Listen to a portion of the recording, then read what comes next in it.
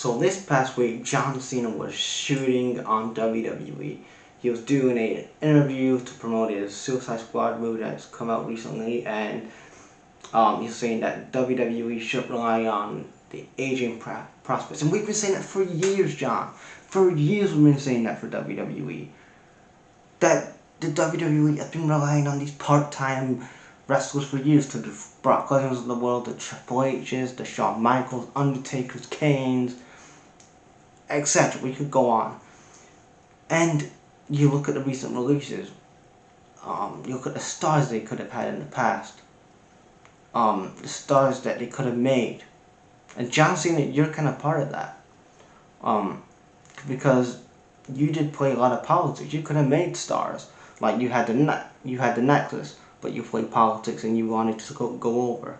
You had Alex Riley, you had Damien Sandow, you had Cesaro, you had all these guys that you could have made, but John Cena had to go over them. So John Cena, you are kind of the main problem. And I know that people are shocked that Cena's saying this. I'm shocked that he's saying it because he's the guy. He's the guy that's Mr. WWE. He's the company guy, but now he's in Hollywood. He gives zero fucks what people think.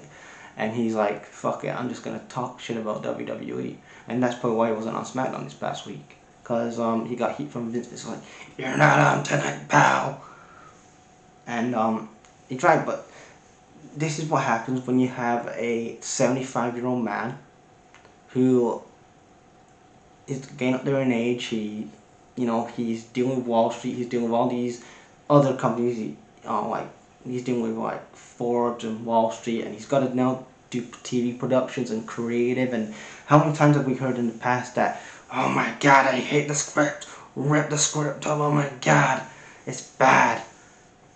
Like they've had to rewrite scripts, and that was actually 10 minutes before Raw or a SmackDown or a pay-per-view because Vince doesn't like it. Like all these, you've heard the stories from all these guys in the business who are shooting, like the Moxleys of the world, who said, like Vince, like, say pooper scooper, say pooper scooper, and then these writers trying to rewrite because the writing is bad, Vince's vision is bad, but they cater to an audience of one, which is Vince, and this is the WWE's big problem because they have so many people underneath Vince, a Triple H, a Stephanie, a Bruce Pritchard, a Kevin Dunn, etc. that just agree with Vince and just say, this works, Vince, when it does not fucking work. You worked under, especially Triple H, you worked under, this is your father-in-law. You know him better than anybody, Stephanie and yourself and Shane. So tell this old man that this doesn't fucking work, and stop letting him have his own way, and do Vince's way. Have your say in the company, Hunter. Like, you got NXT, this is your baby, you said, and you've had all this talent you've had for years, like Tommaso Ciampa, Adam Cole, trying to go down in development, and they haven't called us to the main roster. And you wonder why NXT has lost the audience it has, because it lost its foundation, what it used to be. It was meant to be a developmental brand. So you get these stars that maybe like a Alexa Bliss, maybe like a Baron Corbin, that's never been a wrestler, and they're learning the ropes, like TV, like camera angles, and selling and all this other stuff, and they can go into the main roster, and for them to, it has worked. But you were signing all these independent wrestlers, the likes of Adam Cole, Tommaso Ciampa,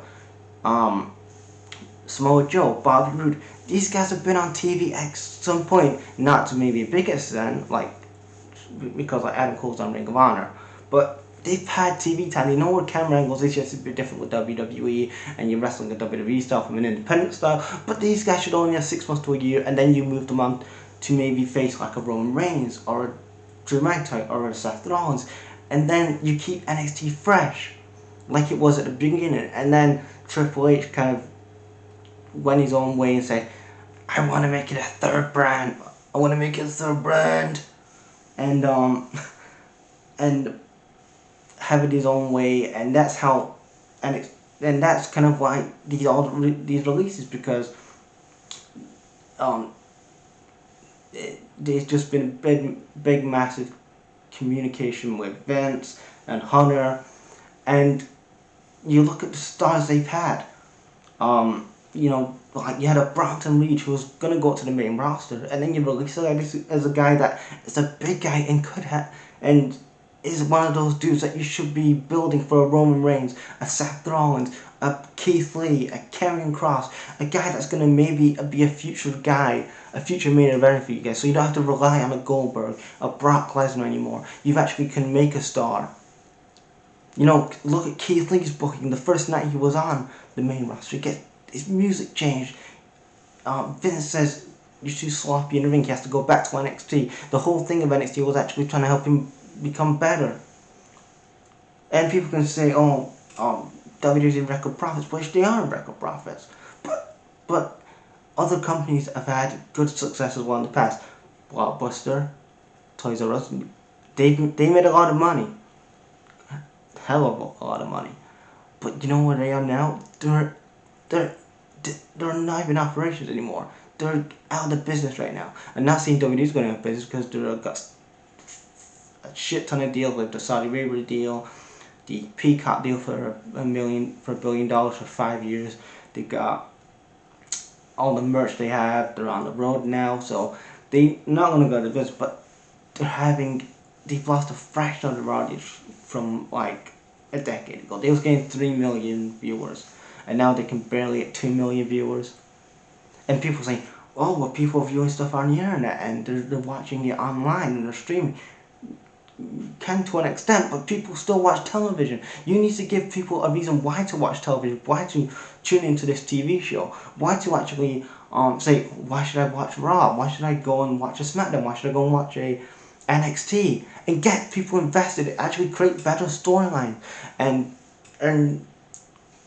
that goes down sometimes to the wrestlers, sometimes to Vince, but actually give them creative freedom and actually see what this character does. And it doesn't help that the fans are so fickle and saying, "This sucks," and then these are the same fans that want long-term storybooking and storytelling, and they don't want like the Goldbergs of the world. Like Goldberg comes in, and he has no storyline. He just basically he wants a title match. Like he didn't have a number contender match. He never said he wants a match. He just challenged Lashley, and he automatically gets the title match.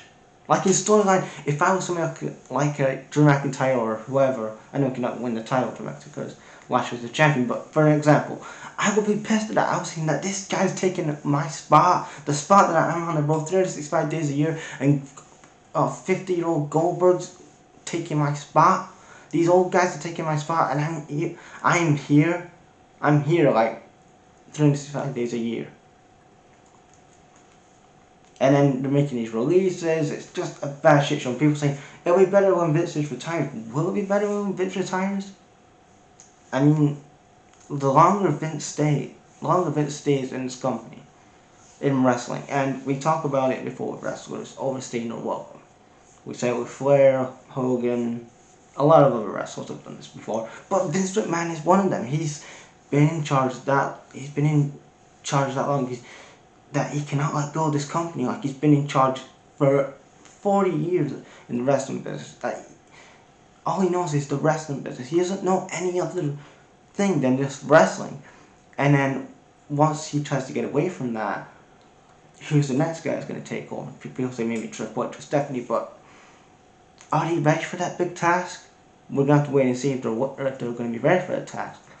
And it's not going to be an overnight fix. It's not going to be a fix that's going to be like a 1 year, 2 years. This could be decades and decades and decades because this man has been at the helm for 40 years.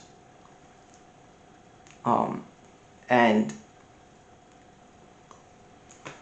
they're going to have to make new stars.